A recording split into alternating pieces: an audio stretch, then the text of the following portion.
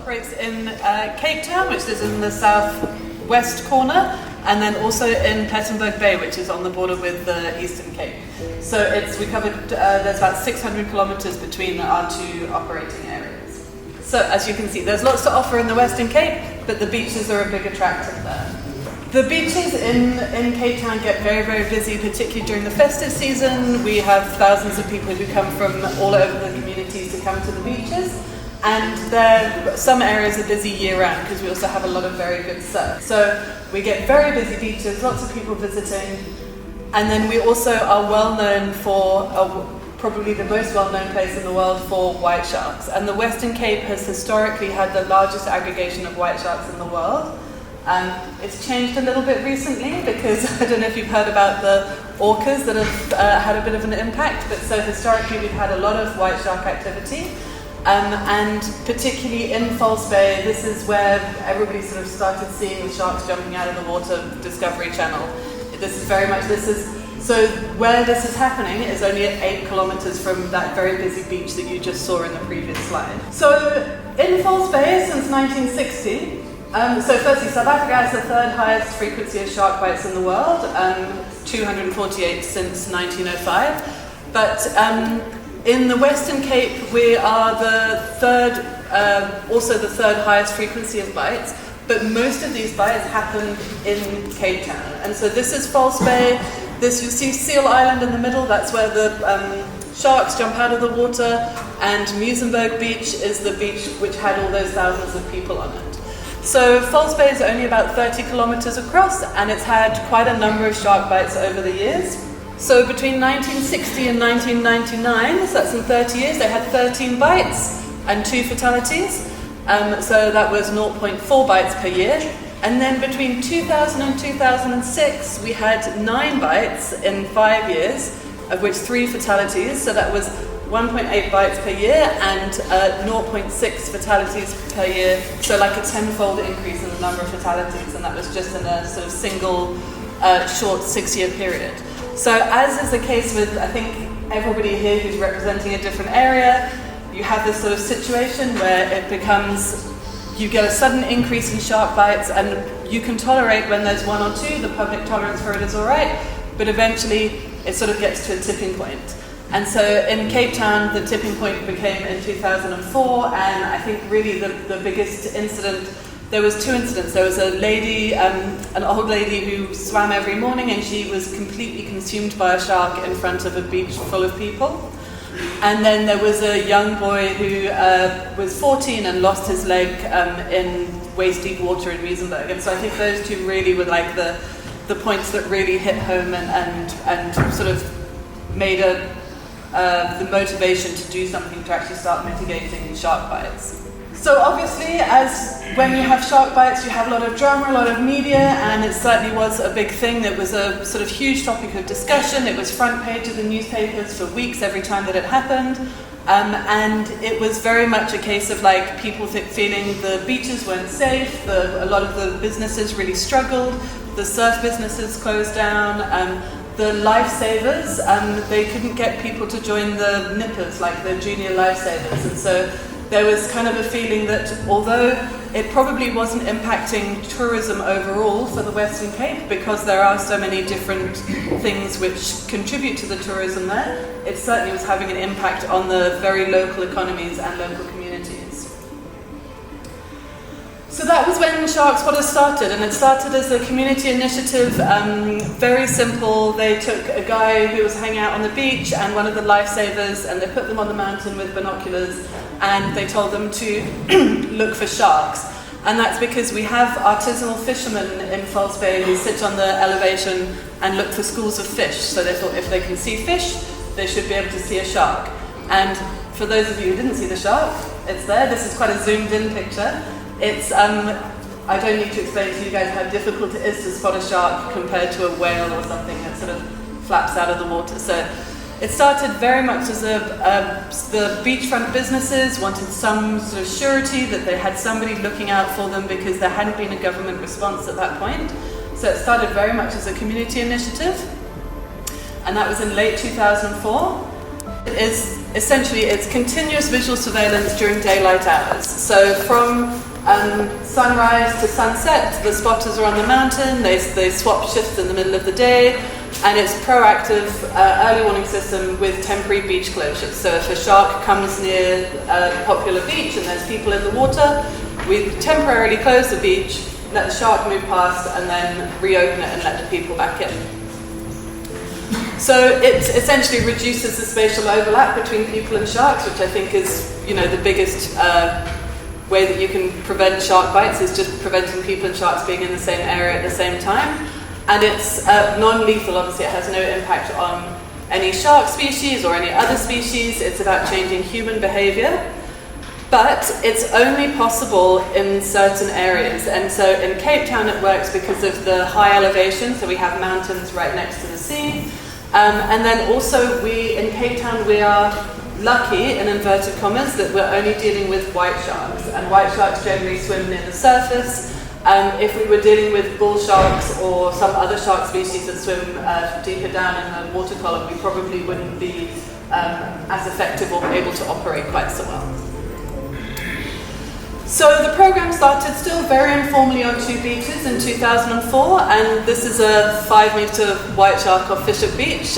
You can see everybody was out of the water, the lifesavers are there, but this was a very regular occurrence and vision at the time. And so people wanted the government to do something, so they had a local and national government review, and they investigated all of the shark bite mitigation options. They looked at lethal control, exclusion nets, electronic barriers, and then the shark spotting program that had started. And False Bay is an incredibly biodiverse area, but we also have a lot of, it's an important area for southern right whales and a lot of marine mammals, and so the idea of doing lethal control, which would have impacts on other threatened and endangered species, was not considered acceptable to local government and to the community.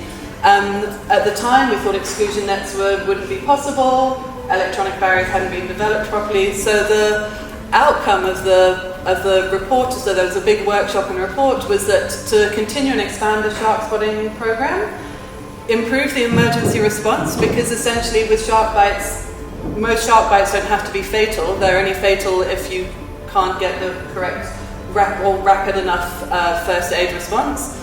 And then conduct research, because it was very clear that kind of no one knew what the sharks were doing in Cape Town. So they published the Finding the Balance report, and obviously public education was a big part of that. So the spotting program now operates on 6 beaches in Cape Town around False Bay. It's been anywhere between 6 and 12 over the last 21 years, depending on what shark activity.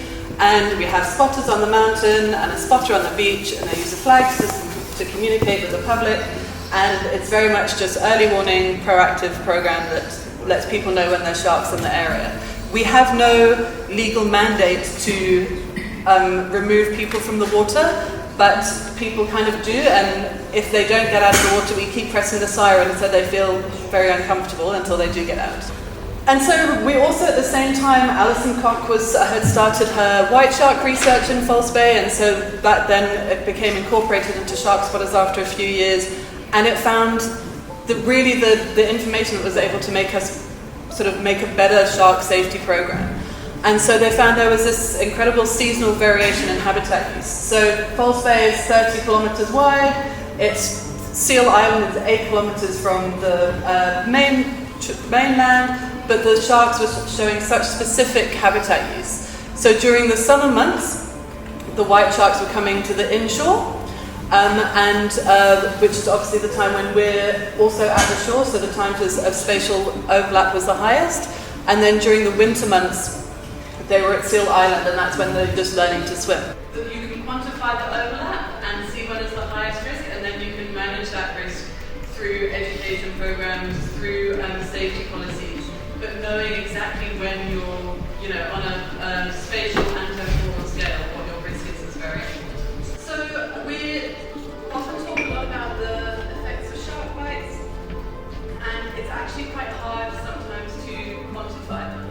So, the strange thing about shark bites is they're low frequency, high impact events. So if you think about it, one person is bitten by a shark,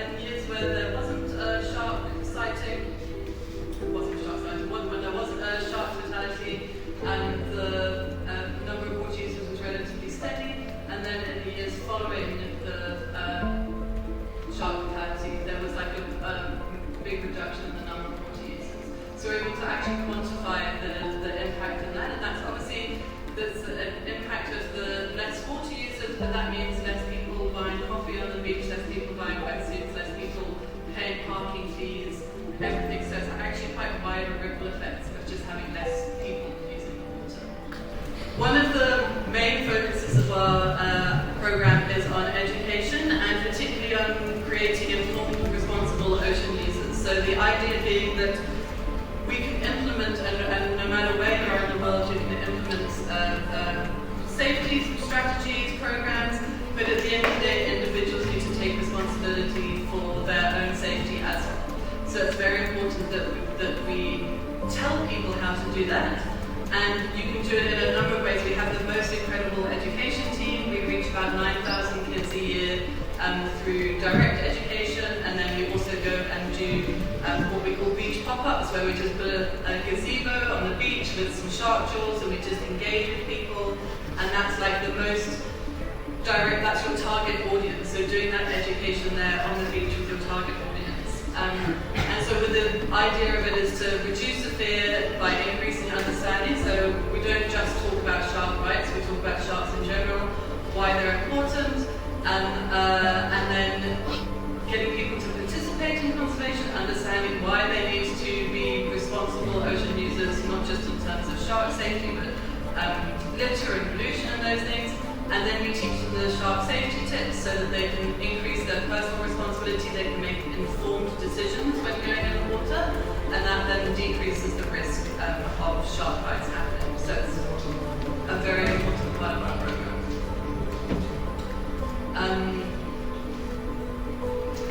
And then, so we, it's the program, we set up a program and it was all doing very well, and we came out nicely. We were the top shark bite mitigation measure in a Cardinal review, and we published papers, and people said that we were the world leaders, and we thought everything was going really, really well. And then, as it happens with these things, there was suddenly dramatic changes, and that's why kind of what I wanted to really stress today is that effective shark safety strategy needs long-term, sustainable and adaptive management programs. So you have to be able to change quickly to be able to deal with changing situations. So in 2011, and I was on the beach this day, we closed the beach early in the morning. The spotters had seen a shark, the program had worked effectively, and someone still chose to get into the water. They actually chose to walk to the other end of the beach where they knew we wouldn't see them get into the water, and unfortunately they swam straight into a shark. The shark that we had had the beach closed for. So the program, our shark spotting program, our safety mitigation measure had worked well, but somebody had ignored the warnings, and unfortunately he survived. Actually, it was all of our spotters were also first aid trained, so they were able to save his life. But he had, ignored the warnings. But it doesn't matter to the general public if somebody ignored a warning. That fear and that collective community trauma is just exacerbated. And we really found that particularly in this one community, they just couldn't sort of comprehend how, what were they going to do, because now you can have an effective program and still you can have shark bites. So we had to pivot, and we designed our, I say we, with the help of Sharks Board and various different people, designed the first exclusion barrier in the world that was deployed and retrieved daily. So it's not a permanent barrier. We have quite big swells come through in Cape Town. If we left the permanent barrier in, it would get damaged very quickly. We also have whales and dolphins that come very close inshore, so there was a high risk of entanglement. So we implemented this in 2013, and it's a completely unique design.